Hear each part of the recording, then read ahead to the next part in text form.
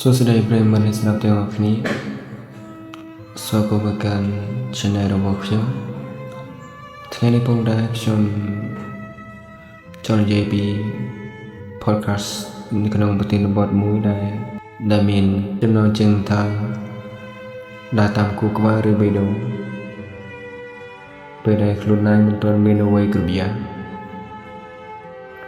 តែអ្នកធ្លាប់ទេក្នុងជីវិតរបស់យើងជួនកាលយើងបានជួបមនុស្សម្នាក់ដែលល្អខ្លាំង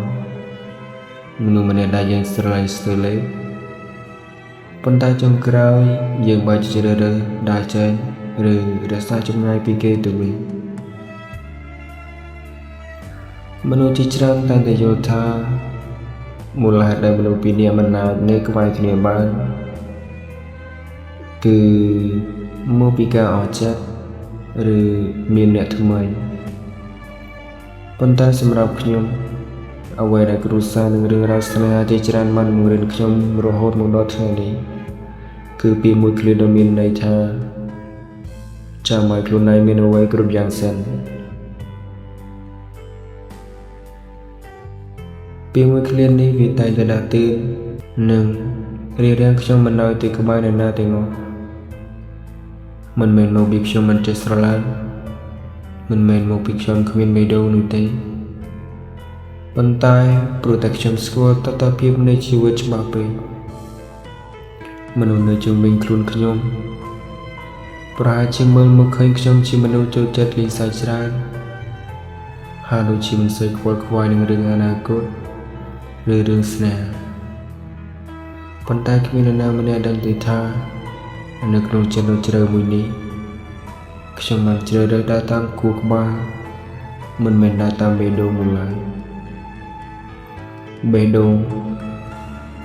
អានិស្រ័យប្រាប់យើងឲ្យរត់ទៅរកគេឲ្យទៅនៅក្បែរគេទៅចាប់យកក្តីសុខភ្លាមប៉ុន្តែគូក្បាលនឹងការទទួលខុសត្រូវតែតែទាញយើងមកវិញហើយសួរខ្លួនឯងថាតើពេលនេះយើងមានអ្វីគ្រប់យ៉ាងមានអ្វីគ្រប់គ្រាន់ដើម្បីមើលថែគេនិងគ្រួសាររបស់យើងហើយឬនៅ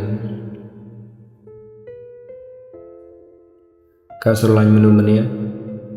ដោយគូក្បាលមិនមែនជាស្នេហាដែលអាត្មានិយមឬគិតតែពីផលប្រយោជន៍នោះទេប៉ុន្តែវាជាស្នេហាដែលចាស់ទុំវាជាការរៀបចំខ្លួនឯងឲ្យរឹងមាំឲ្យមានសមត្ថភាពមានលំនឹងក្នុងជីវិតទាំងសេដ្ឋកិច្ចនិងផ្លូវចិត្តដើម្បីថ្ងៃក្រោយទៅយើងអាចធ្វើជាម្លប់ដ៏ត្រជាក់មួយសម្រាប់មនុស្សដែលយើងស្រឡាញ់ការជ្រើសរើសរស់នៅជាមួយភាពជាក់ស្ដែងវាអាចនឹងធ្វើយើងមានអារម្មណ៍ថាឯកោនៅពេលខ្លះយើងត្រូវបង្ខំចិត្តលាក់ទុកភាពទន់ជ្រាយនៅពីក្រោយស្នាមញញឹមលេងសើចប៉ុន្តែនេះជាផ្លូវដែលខ្ញុំបានជ្រើសរើសរៀនរស់នៅជាមួយនឹងភាពរញ៉េរញ៉ៃនៃជីវិតរៀនជឿចាប់ដោយស្ងប់ស្ងាត់ដើម្បីបង្កើតសន្តិភាពនិងភាពជោគជ័យឲ្យជីវិតខ្លួនឯងនៅថ្ងៃអនាគតចុះប្រិមិត្តអ្នកស្ដាប់វិញបើសិនជាត្រូវជ្រើសរើសរវាងបេះដូងដែលចង់នៅក្បែរនិងគូក្បាលដែលប្រាប់ឲ្យចាំដល់ពេលមានអ្វីគ្រប់យ៉ាង